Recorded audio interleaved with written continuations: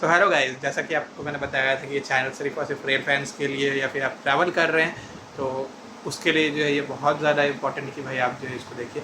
हमने बोला था कि भाई साहब ईस्टर्न रेलवे से जो हम शुरू करेंगे और सबसे पहले जो हम लेकर आने वाले हैं तो भाई साहब वो कोई नॉर्मल ट्रेन नहीं है। आप कह सकते हैं कि शियालदह से न्यू अलीपुरद्वार के बीच डेली चलने वाली एक बहुत इंपॉर्टेंट ट्रेन है, Teesta Torsa Express. Train number 13141 Sealdah से न्यू अलीपुरद्वार के बीच में चलती है। ट्रैवल टाइम जो है लगभग होता है इसका 14 घंटा 50 मिनट।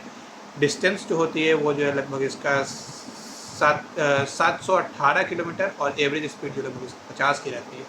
इसका जो कुछ रूट है उसके बारे में बात कर लेते हैं। ये रूट जो है शियालदह, नैहटी, बैंडल, अंबिका कलना, नवद्वीप धाम, काटवा, सालार, मैंने बहुत सारे स्टॉपेज पर रुकते हुए धुलियान गंगा, फिर New Farakka Junction, Malda Town, Shamsi होते हुए बारसोई होते हुए किशनगंज के रास्ते आपको जो है ये पहुंचती है न्यू जलपाईगुड़ी। फिर वहाँ से जो है फरक्का होते हुए आपको जो है न्यू अलीपुरद्वार, न्यू कूच बिहार तक ले जाती है। ये ट्रेन जो है इस बीच जो है लगभग आपको 28 हॉल्ट, ऑफिशियल हॉल्ट जो इसका 28 हॉल्ट्स है। और ये जो है बैंडल से कट जाती है, ध्यान रखिए बर्दवान नहीं जाती है। बहुत सारी न्यू जलपाईगुड़ी की ट्रेन जो है बर्दवान से कटती है, लेकिन ये जो है बैंडल से ही कट जाती है अंदर के रास्ते। इस ट्रेन को जो है शुरू किया गया था 1 जुलाई 1992, मतलब 1 जुलाई 1992 में। और अब कह सकते हैं इसमें टिकट मिलना भाई साहब बहुत मुश्किल है, बहुत मुश्किल। सब कोच कॉम्पोजिशन के बारे में बात कर लेते हैं। नॉर्मली सब कोच कॉम्पोजिशन जो रहता है वो जो है आप कह सकते हैं 2 रेक है इसका। सबसे पहली बात, इसका 2 रेक है। पहला रेक जो है उसमें जो है सामने की तरफ 2 जनरल आपको मिल जाएगा, फिर A1 मिलेगा, फिर AB1 मिलेगा, फिर B1 से B4 मिलेगा, फिर आपको जो है S1 से S8 मिलेगा और फिर 2 जनरल और SLR। ये पहला रेक का है। दूसरा रेक जो इसका आता है वो जो है भाई साहब लगभग सेम है। तो आप कह सकते हैं कि पहला इंजन, फिर SLR, फिर 2 जनरल, फिर B1 से B4, AB1, A1, फिर S1 से S8 और 2 जनरल और फिर SLR। तो लगभग आप बोल सकते हैं सेम है, सिर्फ AB1 और A1 का जो पोजीशन है वो जो है थोड़ा सा आगे पीछे होता है, ज़्यादा कुछ नहीं है।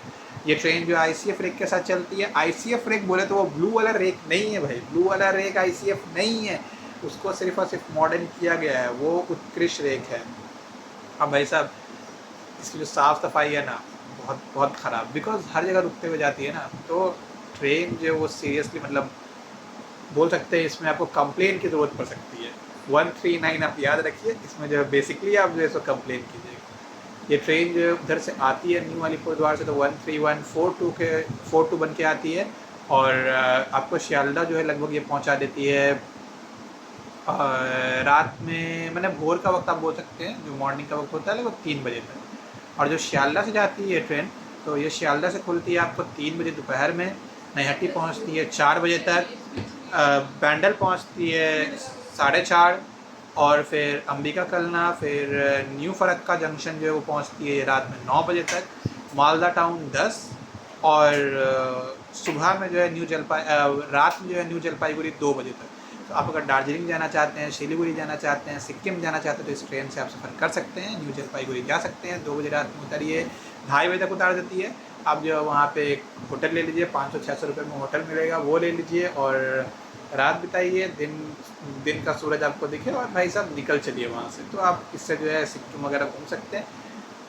वैसे ही जो ये होते हुए फिर आपको जो है सुबह में 5 बजे तक न्यू अलीपुरद्वार जो पहुँचा देती है, न्यू कूच बिहार होते हुए। तो भाई साहब इसका इतना ही था। ये ट्रेन जर्नी जो है मतलब आप कह सकते हैं ट्रेन जर्नी जो इसका जो है वो थोड़ा सा लंबा होता है, बहुत लंबी दूरी की ट्रेन है। 700 किलोमीटर ट्रैवल करती है, लेकिन कह सकते हैं आप लंबी दूरी, बिकॉज असम तक जो है ये कनेक्ट कर रही है ट्रेन। तो सिंपल सी बात है। और भीड़ भाड़ भाई साहब इस ट्रेन में रहती है। आप अगर चाहिएगा जनरल में चढ़ जाना, पॉसिबल नहीं है भाई, पॉसिबल नहीं है। आप अगर शियालदह नैहटी बैंडल से चढ़ रहे तो ठीक है, वरना आपको मालदा के बाद आपको यहाँ पे सीट मिलने वाली है, या फिर न्यू जलपाईगुड़ी के बाद। वरना ये ट्रेन जो खाली नहीं जाती, साल भर इसमें टिकट अवेलेबिलिटी नहीं रहती है। हाँ, आप कह सकते हैं कि स्लीपर में अगर इसमें टिकट काटिएगा, S8 है, तो आप एक कोच में वेटिंग लिस्ट 8 को आप समझिए कंफर्म, मतलब अगर 8 कोच है तो 60 वेटिंग लिस्ट, आप बोल सकते हैं 50 वेटिंग लिस्ट तक जो इसमें RAC हो सकता है अगर आप 2-3 दिन पहले टिकट काटे तो। I am not sure, but मैं बता रहा हूँ कि 50 वेटिंग लिस्ट तक जो इसमें जो कंफर्म हो सकता है। तो आप इसमें 50 वेटिंग लिस्ट तक स्लीपर में काट सकते हैं। थर्ड AC जो है वो आप बोल सकते हैं 4.5 है, मतलब B1 से B4 और AB1 उसमें भी जो है वो जो है थर्ड AC का एक कोच है। मतलब AB1 जो है वो हाफ कोच जो है थर्ड AC का है। तो आप कह सकते हैं 4.5 कोच जो है वो थर्ड AC का है। तो उसमें भी आप कह सकते हैं कि 20-30 वेटिंग लिस्ट इसके लिए कोई मायने नहीं रखता, हो जाएगा। RAC तो आपको मिल ही जाएगा 20 वेटिंग तक, इसमें कोई शक नहीं। और भाई सब सेकेंड AC देख के काटिएगा, बहुत मुश्किल है, 1.5 कोच है तो भाई सब आप जानते ही हैं मुश्किल तो होना ही है। तो कह सकते हैं कि तीस्ता टोसा एक्सप्रेस जो है बहुत ज़्यादा डिमांडिंग ट्रेन है, शियाला से न्यू अलीपुरद्वार के बीच में चलने वाली। इसको जो मैक्सिमम स्पीड जो 110 का है, लेकिन आजकल जो है ICF कोच मतलब उत्कृष्ट कोच जो आजकल जो होता है वो जो है 120 भी क्रॉस कर लेता है। हाँ वाइब्रेट होता है बट 120 जो क्रॉस कर जाता है। तो ये रही ट्रेन की जानकारी। आप जो है इसको जो है जब ट्रैवल कीजिए आप जो है इसको जो देख सकते हैं इस वीडियो को, बहुत इंपॉर्टेंट रहेगा आपके लिए बहुत ज़्यादा फ़ायदेमंद रहेगा। और हाँ, इस ट्रेन में अगर आपको खाने पीना है भाई साहब आप शियालदा से लेके चलिए, या फिर आपको बैंडल में मिल जाएगा, या फिर लास्ट ऑप्शन आपके पास मालदा है, वरना और कहीं भी आपको खाना पीना नहीं मिलने वाला है। न्यू फरक्का जंक्शन भाई साहब सुनसान है, आप अगर सोच रहे हो उसका बड़ा नाम है, कोई बड़ा नाम नहीं भाई साहब, वो सुनसान स्टेशन है।